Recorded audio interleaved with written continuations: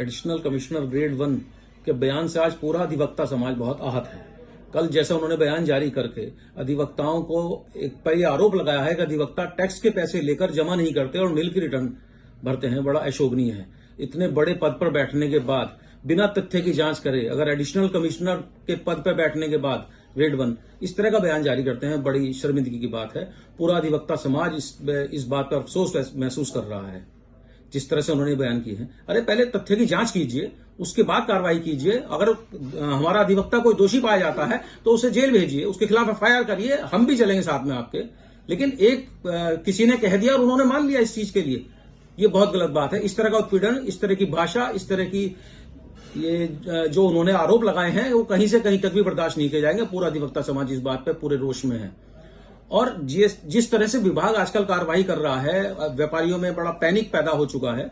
मेरा उनसे भी निवेदन यह है कि वो कानून के दायरे में रहकर कार्य करें। किसी भी व्यापारियों का शोषण नहीं होना चाहिए। बहुत से व्यापारी बड़े छोटे स्केल के होते हैं, उनकी सेल 4-5 लाख रुपए की ज्यादा से ज्यादा होती है, तो उसे रजिस्ट्रेशन करने के लिए बाध्य ना करें। उस चीज के लिए वो छोटा व्यापारी है, छोटा काम कर रहा है, और यदि कोई गलत काम कर रहा है तो उसके खिलाफ कार्रवाई होनी चाहिए कानून के रूप में। कानून कहीं किसी को परमिट नहीं करता कि वो टैक्स चोरी करे, लेकिन उन्होंने जो अधिवक्ताओं के खिलाफ इस तरह की भाषा का इस्तेमाल किया है वो बहुत निंदनीय है।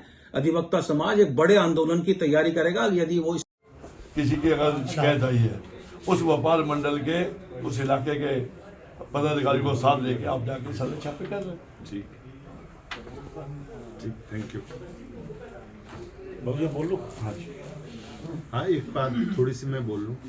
पीछे हम लोग जो कंपोजिशन की भी बात कर रहे थे, टैक्स घटा है, उसका एक कारण ये भी हो सकता है कि जब पिछले साल जैसे फर्स्ट क्वार्टर में करीब 4000 ऐसे डीलर थे कंपोजिशन के जिन्होंने नील टैक्स पे किया था। तो हमने ये प्लान किया कि हम इन 4000 व्यापारियों से बात करें। हमने अपने हर अधिकारी को 10-10 व्यापारियों अलर्ट किए कि भाई आप 10 इन व्यापारियों से बात करोगे, पूछोगे कि भाई आपका व्यापार नहीं चल रहा, क्या बात है, आपका कोई टैक्स नहीं आ रहा, कोई टर्नओवर नहीं आ रहा। तो अनेक व्यापारियों ने बताया कि नहीं साहब, हम तो हर तिमाही पे जाके अपने वकील साहब को पैसा दे आते हैं कि टैक्स जमा कर देना। वो पैसा देने के बाद ये नहीं पूछते कि हमारा टैक्स कितना जमा हुआ, हमें चालान भेज दीजिए। वो वकील या वो अकाउंटेंट या चार्टर्ड अकाउंट जो भी रहे होंगे, उन्होंने क्या किया, वो पैसा तो लिया और अपनी जेब में रख लिया और नील का रिटर्न फाइल कर दिया। आपको जान के ताज्जुब होगा कि जिन व्यापारियों से खरीद हुई थी वो ऑटो पॉपुलेट हो जाती है हमारे यहाँ। वो दिखा एक व्यापारी हैं, उनका हर क्वार्टर में 20 लाख 25 लाख रुपए की परचेज आ रही है और उनका नक्शा नील का फाइल है। बिक्री हो रही है, उन्होंने नील फाइल कर दिया।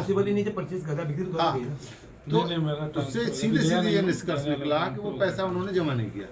तो आप लोगों के माध्यम से मेरा सभी व्यापारियों से अनुरोध है कि जब वकील को या व्यापारी को, चार्टर्ड अकाउंटेंट को या अकाउंटेंट को पैसा दें तो उससे ये जरूर कहें कि वो चालान जो तुमने जमा किया भैया उसका जरा हमें भेज दीजिए कॉपी व्हाट्सएप पे, जमा करा जाए। तो आपके अपने आप चलो नहीं कर सकते, कई बार नहीं हो पाता, तो कम से कम आपके पास एक रिकॉर्ड रहे कि हाँ ये पैसा हमारा सही मद में जमा हो। अब आप अपनी बात